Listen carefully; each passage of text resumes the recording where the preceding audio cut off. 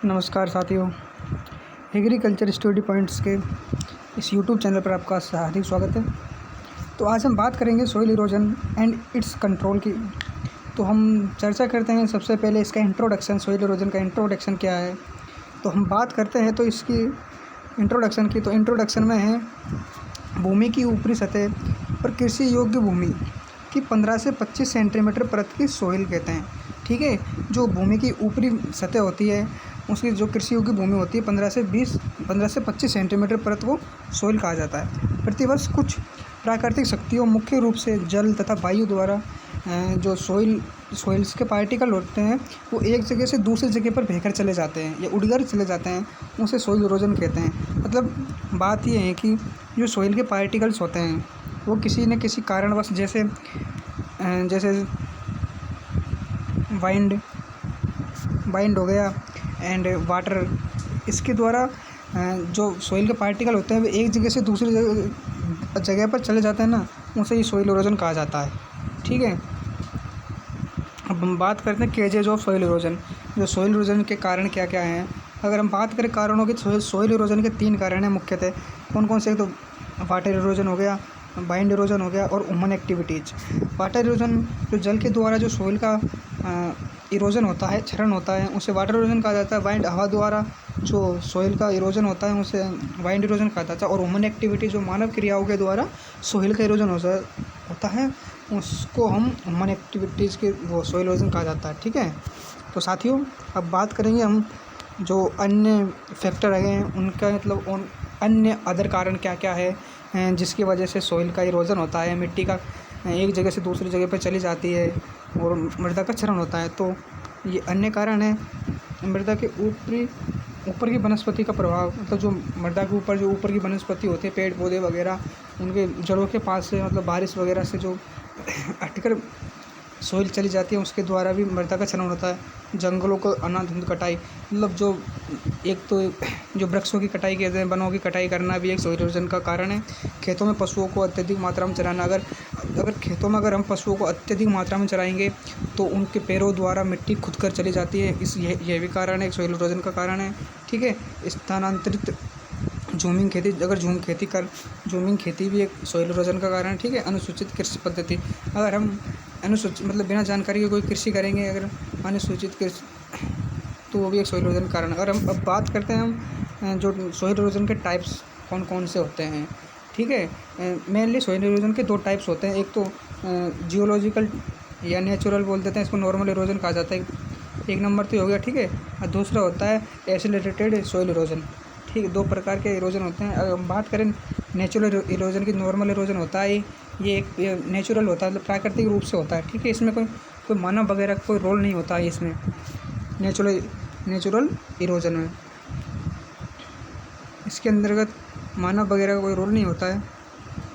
ठीक है, इसको हम जियोलॉजिकल इरोजन भी कह सकते हैं, नॉर्मल इरोजन भी कह सकते हैं नेचुरल इरोजन को। ठीक है, यह सामान्य परिस्थितियों में होने वाला इरोजन है। ठीक है, इससे अत्यधिक नुकसान नहीं होता है, उतनी ही मृदा का क्षरण होता है जितनी मृदा निर्माण होती है। मतलब जो ऊपर की मृदा होती है उसका ह्रास होता है, मतलब जितनी मृदा का निर्माण हुआ है उतनी मृदा का इसमें क्षरण होगा। ठीक है, प्रकृति में मृदा संतुलन बनी रहती है इससे।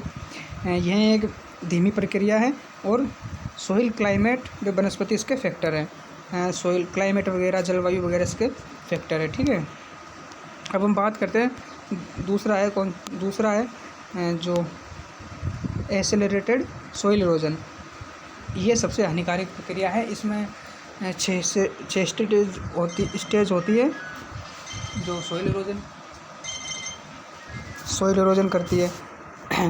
यह असमान परिस्थितियों में होने वाला इरोजन है। पहली बात, ये असमान परिस्थितियों में होता है, इससे मृदा क्षरण अत्यधिक मात्रा में होता है और फॉर्मेशन की दर अधिक होती है। मतलब एक तो सॉइल इरोजन अधिक मात्रा में होगा और उसकी जो निर्माण की दर है ना वो अधिक होगी।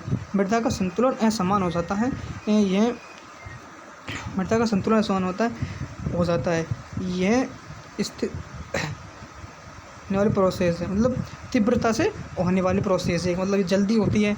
ठीक है, यह erosion water erosion, bind erosion, human activity 3 प्रकार से होता है। ठीक है, ये इरोजन। अब बात करें हम इसके एजेंट। जो एक्सेलरेटेड इरोजन होता है उसके एजेंट क्या क्या है, तो इसके मुख्य रूप से दो एजेंट है। पहला है वाटर, दूसरा है वाइंड, जल और हवा। इसके दो वो एजेंट हैं जिसके द्वारा ये इरोजन होता है, ठीक है। अब हम बात करें वाटर, और वाटर में मतलब कौन कौन सी स्टेजेज होती है जो इरोजन करती है।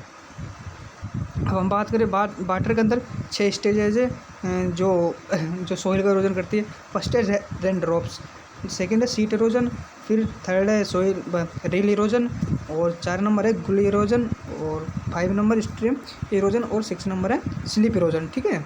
अब हम और जो वाइंड इरोजन है इसकी 3 स्टेजेज है। कौन कौन से? साल्टेशन, सस्पेंशन और सरफेस बॉडी, ठीक है। अब एक एक की हम चर्चा करेंगे एंड डिस्क्राइब से इनका मतलब अच्छे से करेंगे अध्ययन। अब हम बात करते हैं जो सोइल इरोजन है वो जल द्वारा होने वाला इरोजन कौन सा है, ठीक है। फर्स्ट है रेन ड्रॉप। अब हम बात करें रेन ड्रॉप की, वर्षा की बूंदों द्वारा मृदा कणों का एक स्थान से दूसरे स्थान पर उछल कर चले जाना रेन ड्रॉप इरोजन कहा जाता है। मतलब जो वर्षा की बूंदें होती है वो डायरेक्टली ज़मीन के ऊपर पड़ती है, तो पड़ने के बाद जो सोइल के पार्टिकल होते हैं वो एक जगह से उठकर दूसरी जगह पर चले जाते हैं। तो ये कारण एक भी सोइल इरोजन का कारण है रेन ड्रॉप्स भी, ठीक है। यह सोइल पार्ट उछल कर बिखर जाते हैं, ठीक है। कोई बात है, एक जगह से उठकर दूसरी जगह चले जाते हैं और बिखर जाते हैं, ठीक है। और यह इरोजन रेनफॉल के ऊपर निर्भर रहता है, ठीक है। इसकी मतलब इसकी 3 स्टेजेस, मतलब एक तो intensity of rain, duration of rain और अमाउंट ऑफ रेन, ठीक। अब हम बात करते हैं सेकंड वाला है सीट इरोजन। जो सीट इरोजन होता है वो रेन ड्रॉप से बढ़ती हुई स्टेज है, भूमि की सतह का परतों के रूप में बहकर एक स्थान से दूसरे स्थान पर चली जाती है। जो सोइल होती है उसके ऊपर की जो लेयर होती है ना वो एक स्थान से बहकर दूसरे स्थान पर चली जाती है सीट इरोजन में, ठीक है। और इससे पोषक तत्वों की सबसे ज़्यादा हानि होती है इस इरोजन में, क्योंकि इसके अंदर पता नहीं लगता है अभी ये भूमि है, यहाँ पे ये भूमि है, तो इधर से पानी आएगा तो ये पानी होकर बहकर जो ऊपर ये न्यूट्रिएंट्स वाली भूमि है ना, ये बहकर एक स्थान से दूसरे स्थान पर चली जाएगी और पता भी नहीं चलेगा एक परत के रूप में, ठीक है। तो ये सीट इरोजन कहलाता है। अब हम बात करते हैं थर्ड, रिल इरोजन। जो ये रिल इरोजन होता है वो सीट इरोजन से बढ़ती हुई स्टेज है, ठीक है। इसमें रेन ड्रॉप्स मिलकर फिंगर समान छोटे छोटे नालियों के रूप में बहने लगते हैं। मतलब उंगलियों जैसे संरचना बन जाती है, ये ऐसे नालियाँ बन जाती है ऐसे, और ये नालियाँ बनकर बहने लगते हैं। इससे होने वाले इरोजन को रिल इरोजन कहते हैं। इससे मतलब उंगलियों के फिंगर जैसे समान जैसे नालियाँ बन जाती है छोटी छोटी इसके अंदर, रिल इरोजन के अंदर, ठीक है। और ये नालियाँ मतलब ये देखो यार, इस प्रकार की रील्स बन जाती है। जो बारिश का पानी पड़ता है फिर मतलब ये से छोटी छोटी नालियों का रूप ले लेता है, ठीक है। फिर 4 नंबर है गली इरोजन। ये सबसे हानिकारक स्टेज है। चौथे नंबर की स्टेज 4 नंबर रिल इरोजन से बड़ी स्टेज है, और इसके अंतर्गत यदि रिल इरोजन को रोका न जाए तो यह बड़ी मतलब जो अपना रिल इरोजन होता है उसमें छोटे छोटे फिंगर समान वो बन रही थी, अगर उसको हम कंट्रोल नहीं करेंगे तो बाद में जाकर गली इरोजन का निर्माण हो जाता है, ठीक है। और गली इरोजन का निर्माण होता है तो बड़े बड़े नालों का इनका निर्माण होता है, ठीक है। गुली का डेप्थ और साइज रेनफॉल पर निर्भर करता है, ठीक। समांतर में बी या यू आकार के होते हैं, मतलब या तो ऐसे नाले बन जाएंगे या यू आकार के नाले बन जाएंगे बड़े बड़े, ठीक है। और जो ये गली इरोजन में भूमि अपनी कृषि योग्य नहीं रहती है, ठीक है।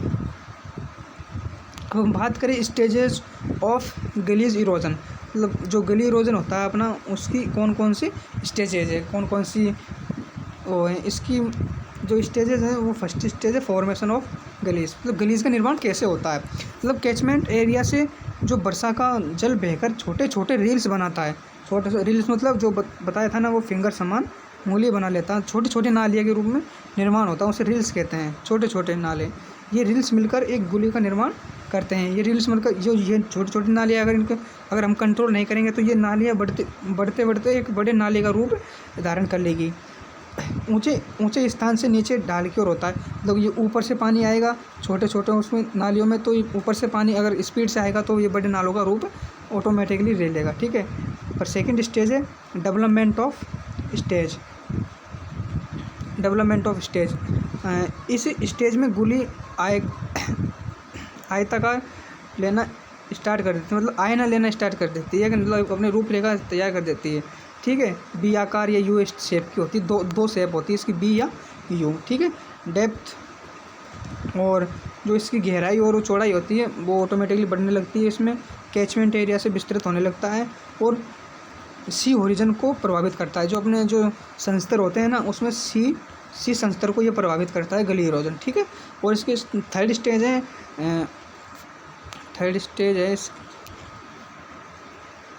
Healing stage.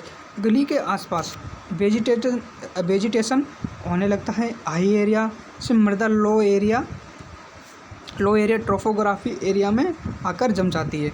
जो अपनी सोइल होती है ना गली इरोजन के अंदर आसपास की वेजिटेशन होने लगता है, और हाई एरिया से जो सोइल होती है वो लो एरिया ट्रोफोग्राफी एरिया में आकर जम जाती है। ये इस इरोजन बंद हो जाता है, ठीक है। मतलब ये कैचमेंट एरिया कट हो गया और ये फिल हो गया,